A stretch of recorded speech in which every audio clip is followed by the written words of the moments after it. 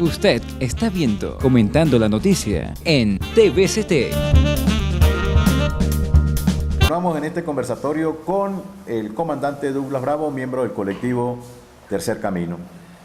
Habíamos señalado e indicado que el general Visconti había declarado también en este programa, comentando la noticia, que ni el modelo capitalista ni el modelo socialista respondían a la realidad latinoamericana y muy particularmente a la realidad venezolana, y que por lo tanto los gobiernos que se identifican ideológica, políticamente, económicamente con esas dos tendencias han fracasado en este continente, e inclusive fracasaron donde tuvieron su origen, porque al fin y al cabo el problema de la pobreza, el problema de la miseria, el problema de las crisis económicas, el problema de la injusticia social, el problema de la lucha de clases, pues no ha terminado y no se ha solucionado en los países donde se dio origen tanto el capitalismo como en el socialismo.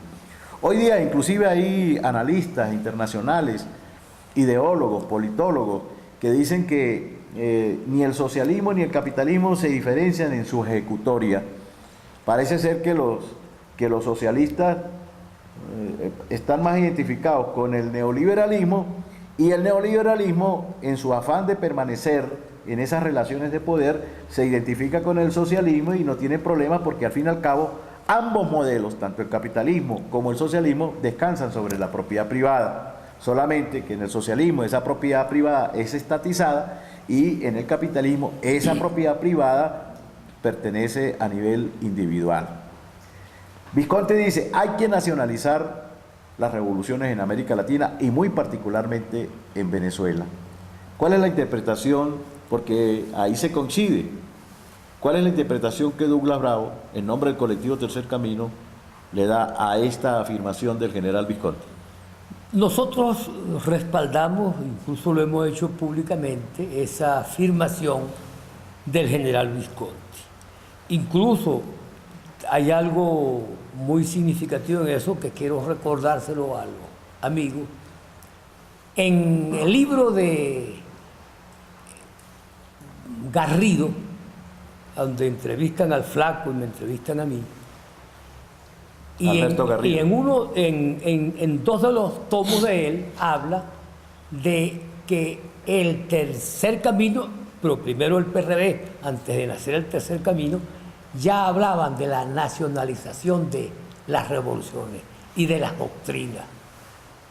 Y un argentino que fue un profesor universitario teórico, en uno de sus libros hace una referencia grande a los planteamientos que hace el PRB.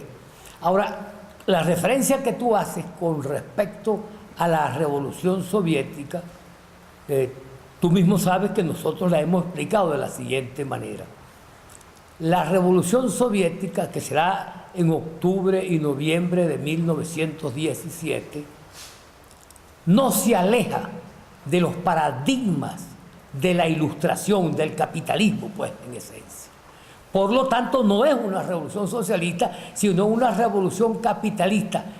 El mundo entero está gobernado ahorita por dos modelos dentro del capitalismo. El modelo de capitalismo privado, que predomina en Inglaterra y en Estados Unidos fundamentalmente, y el modelo de capitalismo de Estado, que surge primero en el Vaticano y después en 1917 en la Unión Soviética. Entonces, por eso es por lo que la mitad de la humanidad, llegó un momento, más de la mitad, estaba en el capitalismo de Estado. Ahora, no eran propietarios, jurídicamente hablando, los hombres del Comité Central de los medios de producción, sino que eran los usufructuarios directos. Y por eso hoy en día los grandes millonarios del petróleo, del hierro, etcétera, etcétera, en la Unión Soviética vienen del Partido Comunista, porque allí lo que hubo fue una revolución de desarrollo capitalista, pero por el esquema de estatizar. Por eso los primeros críticos, particularmente los anarquistas, decían en la Unión Soviética no hay socialismo, hay capitalismo de Estado. Y lo decían ya desde la propia revolución, porque es bueno recordar que el acorazado, creo que fue el Potemkin, fusilan a todos los dirigentes anarquistas, y los fusila Trotsky y Stalin, es decir, los miembros del Partido Comunista. ¿Qué sucede? Que esa izquierda mundial que eran los partidos comunistas se transforman después en la nueva derecha, que es lo que sucede en Venezuela. En Venezuela la vieja izquierda es hoy la nueva derecha, y hay dos derechas, pues la derecha clásica y la nueva derecha que en este instante está en el poder, no con un capitalismo de Estado, sino un híbrido entre una burguesía nueva que se formó con los altos jefes del gobierno y se apropiaron de la renta petrolera y de la renta del suelo en general, porque es renta del suelo también el hierro, el uranio, la bauxita, etcétera, el carbón, etcétera, no solamente el petróleo. Entonces, hoy en día tenemos esa modalidad, y por eso es que hay una especie de acuerdo secreto entre un sector de la vieja burguesía, donde está el hombre que hizo un pacto que se llama Cisneros con Carter y Chávez, y que ese pacto funciona para haber logrado una constituyente derivada, haber logrado contratos inmensamente favorables al capitalismo en general, y lo único que ha hecho el gobierno es diversificar, como decíamos, la dominación. Ahora ya no somos colonia de Estados Unidos, sino que somos también colonia de otros imperios como el chino, el ruso, etcétera, etcétera. De tal manera que esa afirmación del general Visconti es muy importante y muy saludable, porque en ese camino van a estar identificados sectores de las corrientes religiosas avanzadas, sectores militares y los sectores civiles. Y eso ya es de por sí parte del nuevo programa que debe establecerse en Venezuela. Fíjense ustedes esto: ¿qué hubiera sucedido si en el pasado triunfa la revolución cuando estábamos en los años 60 y 70? Vamos a decir la verdad, nos hubieran fusilado a una gran parte porque no éramos prosoviéticos, pero Venezuela hubiera salido de la dominación norteamericana para pasar a la dominación rusa, es decir, dentro del marco mismo del capitalismo. Y eso es una verdad, hay que decirlo. Fuéramos hoy una colonia más directamente soviética, como lo fueron a donde se hicieron revoluciones después que triunfó la revolución soviética. De manera que ya hoy en día está adelantado, y eso es significativo, altamente significativo, que el pensamiento se esté nacionalizando. Es altamente significativo que estemos tomando de la indianidad las cosas básicas, que son realmente nuevos paradigmas, distintos a los paradigmas de la modernidad, completamente distintos. Basta con decir que los indígenas, no de hoy, no solamente los que están luchando en este momento en Venezuela, en Chile, en Bolivia, etcétera, sino los indígenas de cuando llegó aquí la colonización europea, cuando llegó la civilización occidental. ¿Cuál era el lema de la de los occidentales europeos?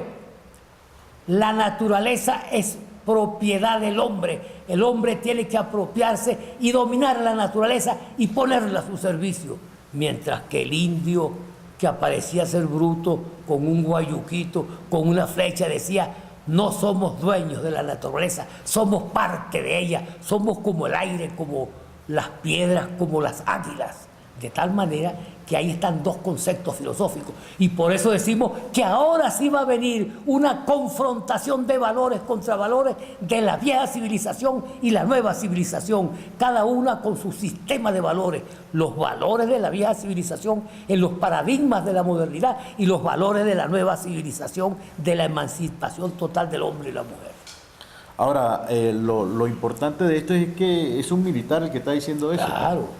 Que se supone que se formó en escuelas norteamericanas, que se supone que tuvo una formación del Pentágono, pues, en otras palabras. Y llega la evolución del pensamiento de la Fuerza Armada nuestra hasta llegar a señalar y conceptualizar que no puede haber revoluciones si son revoluciones amarradas, si son revoluciones con la ideología dominante que se ha dispersado en el mundo y que ha colonizado a esa misma izquierda. Exacto. Entonces, lo importante de esto es que es un militar y como el general Visconti, hay muchos militares en Venezuela que están observando esta situación y que no están viendo con buenos ojos lo que está sucediendo dentro de la Fuerza Armada, porque recordemos el planteamiento de Fabricio y de Argimiro. Argimiro decía, somos la fe, la alegría y la vida en esta lucha contra la tristeza y la muerte. La consigna de Chávez es patria, socialismo o muerte. Nosotros estamos invitando a la vida. Y por eso la consigna de Fabricio de también luchar hasta vencer, no luchar hasta morir. Y no luchar hasta morir, ¿no? Entonces, fíjense cómo esa ideología colonizadora del Partido Soviético, sobre todo la de Stalin, que es la que ejecuta realmente esas políticas, las asume el presidente Chávez y las quiere hacer aparecer como revolucionarias. Sí, yo creo que el primer elemento es destacar ciertamente que respaldamos esa apreciación de un general de las Fuerzas Armadas que además encabezó un movimiento patriótico revolucionario. Pero a su vez hay que señalar que nosotros seguimos manteniendo la tesis de una alianza cívico-militar religiosa para derrotar a Chávez, así como la mantuvimos para derrotar al Pacto de Punto Fijo y como la sostuvimos para derrotar a Pérez Jiménez. Eso tiene un gran contenido social, político, porque después de Hitler y Mussolini, todo el que era militar lo calificaban de reaccionario. También reaccionarios eran civiles, de tal manera que Venezuela enseña un nuevo camino en ese sentido y que eso tiene una historia. ¿Por qué los militares en Venezuela están divididos en un bloque de derecha oficialista permanentemente y un bloque patriótico revolucionario que va a acompañar al pueblo venezolano y a todas las fuerzas en un nuevo camino, en un tercer camino para desplazar este estado de cosas y crear así con la concepción esa de la nacionalización del pensamiento revolucionario? Bueno, Douglas, desgraciadamente el tiempo se nos terminó. Gracias por haber atendido nuestra invitación. El saludo para el Táchira, pues. Para los tachirenses, para los andinos. Como los andinos han gobernado mucho con lo derecha, ahora van a gobernar con los revolucionarios. Bueno, mis queridos amigos, lamentablemente el tiempo se nos agotó. Ustedes en su casa fórmense sus propias apreciaciones acerca de estas declaraciones de el comandante Douglas Bravo, miembro del colectivo Tercer Camino. Los espero en una próxima oportunidad.